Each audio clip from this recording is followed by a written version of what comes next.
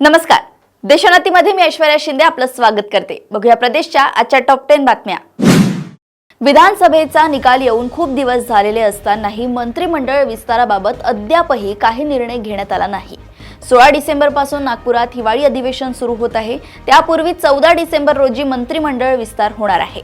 महायुतीत मंत्रिपदावरून एकमत होत नसल्यामुळे आणि कोणाला किती मंत्रिपद द्यायची, कुठली खाती द्यायची यावरून एकमत होत नसल्यामुळे सरकारचा मंत्रिमंडळ विस्तार लांबणीवर पडल्याचं बोललं जातंय. मुंबईत मंत्रिमंडळात विस्तारावर महायुतीची महत्त्वपूर्ण बैठक होणार आहे. या बैठकीत मंत्रिमंडळ विस्तार यावर शिक्कामोर्तब होणार असून त्याआधीच मंत्रिमंडळाच्या तिन्ही पक्षातील मंत्रिपदाचा फॉर्म्युला देखील निश्चित झाल्याचं बोललं जातंय. कुर्ला परिसरात सोमवारी रात्री बेस्ट बसने काही गाड्या आणि लोकांना चिरडल्याची घटना घडली होती. या दुर्घटनेत एकूण 7 जणांचा मृत्यू झाला होता. आता या प्रकरणात एक वेगळीच माहिती समोर येत आहे. पोलिसांना हा अपघात नसून घातपाताचा प्रकार असल्याचा संशय वाटतोय. संजय मोरे याने बसचा वापर एखाद्या शस्त्रासारखा केला का आणि जाणून बुजून रस्त्यावरील गाड्या आणि लोकांना चिरडले का या पैलूनेही या प्रकरणाचा तपास केला जातोय. INS वृत्तसंस्थेच्या माहितीनुसार कुर्ला येथील LBS मार्गावर अपघातस्थळी असलेल्या प्रत्यक्षदर्शींनी संजय मोरे हा गाड्या आणि लोकांना चिरडत असताना आनंदाने हसत होता. त्यामुळे पोलीस या प्रकरणात घातपाताचा अँगल तपासून पाहत आहे.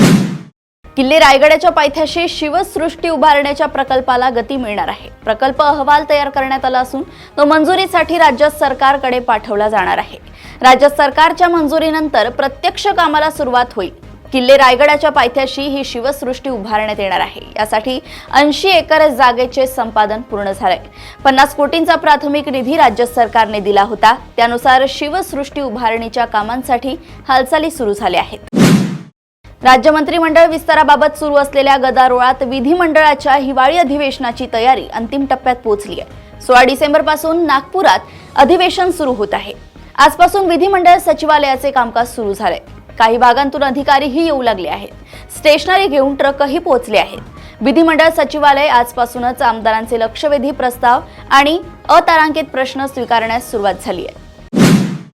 30 जुलै 2024 रोजी अकोल्याच्या शासकीय विश्रामगृहावर राष्ट्रवादी काँग्रेस अजित पवार गटाचे आमदार अमोल मिटकरी यांच्या गाडीची तोडफोड करणाऱ्या मनसे कार्यकर्ता सचिन गालट यांनी शिंदेंच्या शिवसेनेत प्रवेश केलाय. आज अकोल्यात शिवसेनेचे उपनेते आणि संपर्क प्रमुख माजी आमदार गोपी किशन बाजोरिया यांच्या उपस्थितीत त्यांनी शिवसेनेत प्रवेश केला. यानंतर सचिन गालट यांची शिंदेंच्या शिवसेनेच्या बार्शी टाकळी तालुका प्रमुखपदी नियुक्ती देखील करण्यात आली आहे. जन्मदात्या आईनं पोटच्या चिमुकल्याची हत्या केल्यानं मोठी खळबळ उडाली आहे. ही घटना शहापूर तालुक्यातील वासिंजवळील कासणे गावात घडली आहे.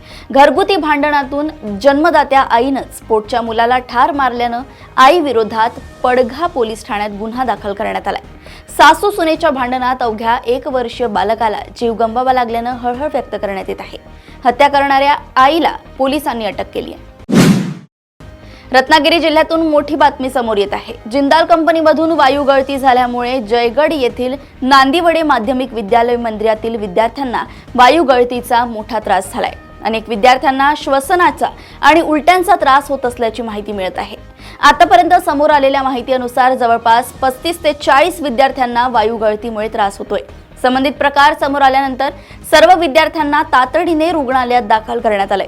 विशेष म्हणजे काही विद्यार्थ्यांना जिल्हा शासकीय रुग्णालयात तर काहींना खासगी रुग्णालयात हलवण्यात आले.